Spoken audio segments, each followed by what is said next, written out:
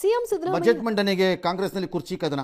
ಅವರು ಇವತ್ತು ಡೆಲ್ಲಿಗೆ ಹೋದ್ರಂತೆ DCM, ಅದೇನೋ ಪ್ರಿಯಾಂಕಾ ಗಾಂಧಿ ಸಭೆ ಕರೆದಿದ್ದಾರೆ ಅಂತ. ಅದಕ್ಕೆ ಮೊದಲು ನಾನು DCM ಮಾತಾಡ್ಕೊಂಡ್ಬಿಟ್ಟಿದ್ದೀವಿ, CM ಅದು ವರಿಷ್ಠರ ಜೊತೆ, ಅದು ಕದ್ದು ಮುಚ್ಚಿ ಮಾತಾಡಿಲ್ಲ. ಯಾವನಾರ ವೋಟ್ ಮಾಡ್ಕೊಂಡ್ರೆ ಕಾಲೇಜ್ ಗ್ರೌಂಡಲ್ಲಿ ಅಟ್ಟಾಡ್ಸ್ಕೊಂಡು ಹೊಡಿತೀನಿ. ಯಾರು ಏನು ಮಾತಾಡೋದು ಬೇಡ, ಎಲ್ಲ ಬಾಯಿ ಮುಚ್ಕೊಂಡು ಇದ್ಬಿಡಿ, ಎಲ್ಲ ಒಳ್ಳೆ ದಿನ ಬರುತ್ತೆ ಅಂತೇನೇನೋ ಮಾರ್ಮಿಕ ವಾರ್ಮಿಕ ಟಾರ್ಮಿಕ ಟೈಪಲ್ಲಿ ಏನೋ ಹೇಳ್ಬಿಟ್ಟು ಹೋದ್ರಂತೆ. ಯಾರು ಈ ಅರೆಸನ್ಯಾಸಿ DK ಶಿವಕುಮಾರ್ ಆ ಟೈಪ್ ಆಡ್ತಾ ಇರ್ತಾರ ಅವ್ರು ಅವಾಗ. ಇಲ್ಲಿ ಗುಗ್ಗೆ ಪಗ್ಗೆ ಇದ್ರೆ ನೀಟಾಗಿ ಕೇಳೋದೇ ಇಲ್ಲ. ಏನಂದೆ ಇನ್ನೊಂದ್ಸಲ ಹೇಳು. ಅವಾಗ ಆಡ್ತಾರಲ್ಲಿ.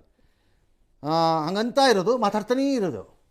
ಫಲ ಕೊಡುತ್ತೆ, ಇದು ಪ್ರಾರ್ಥನೆ ಮಾಡುತ್ತೆ, ಇದು ಶ್ರಮ ಬರುತ್ತೆ, ಸುಮ್ಮನೆ ಅದನ್ನೇ ಬಿಡ್ತಾ ಇರೋದು ಬುರುಡೆ. ಇದು ಮಾತಾಡಬೇಡಿ ಅಂತಾರೆ. ಏ ಕಚಡ, ಏ ಹಲ್ಕಟ್ಟು, ಏನು ಯೂಸ್ಲೆಸ್ ಫೆಲೋ, ಏ ರಬ್ಬಿಶ್ ಫೆಲೋ, ಏ ಬೂಸಾ, ಏ ಕಂತ್ರಿ, ಏ ಇಡಿಯಟ್, ಡೆಕಾಯಿಟ್ ಅಂತೆಲ್ಲ ಬಂದ್ಬಿಡು. ಅಂತ ಬಿಕ್ಕಳ್ತಾ ಇದ್ರೆ ನನಗೆ ಡೆಕಾಯಿಟ್ ಅಂತೆಲ್ಲ ಬಂದ್ಬಿಡು. ಹಾಗಂತೆಲ್ಲ ಹೇಳ್ಕೊಂಡು ಓಡಾಡಬಾರ್ದು ಹೇಳೋದೆಲ್ಲ ಅಂತ ಇರೋದು. ಈ ಹೈಕಮಾಂಡ್ ಏನು ಹೇಳುತ್ತೋ ಅದೇ ಅಂತಿಮ ಅಂತ ಅವರು ಚೀಫ್ ಮಿನಿಸ್ಟರ್ ಅವ್ರದ್ದೊಬ್ಬರದು. ಈ ಬಡತವಿಂದ ದೇಶ ಉದ್ಧಾರ ಆಯ್ತದ. ನಂತರ ಅವ್ರ ಒಳಗಡೆ ಒಂದು ಟೇಪ್ ರೆಕಾರ್ಡರ್ ಪ್ಲೇಟ್ ಇಟ್ಕೊಂಡ್ಬಿಟ್ಟವ್ರೆ, ಅದನ್ನ ಪ್ರೆಸ್ ಮಾಡ್ತಾರೆ ಒಂದ್ಸರಿ ಟಕಾರ್ ಅಂತ.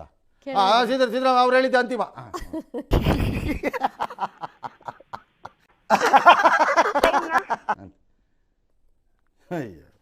ಇದೊಂದು ಸರ್ಕಾರ, ಇದಕ್ಕೊಬ್ರು ಚೀಫ್ ಮಿನಿಸ್ಟ್ರು, ಇದಕ್ಕೊಬ್ರು ಉಪಮುಖ್ಯಮಂತ್ರಿಗಳು, ಅವ್ರಿಗೆ ಬೆಂಬಲಿಗರು, ಇದ್ರ ಮೇಲೆ ಹೈಕಮಾಂಡ್ ಹೆದರ್ಕೊಂಡು ನರೇಂದ್ರ ಮೋದಿನ ಹೆದರಿ ಓಡಿಸ್ಬಿಟ್ಟಿರೋ ರಾಹುಲ್ ಗಾಂಧಿ ಮಾತಾಡೋದು ಏನ್ ಮಾತಾಡ್ತಾರ್ರಿ? ಯಾವನ್ರಿ ಅವನು?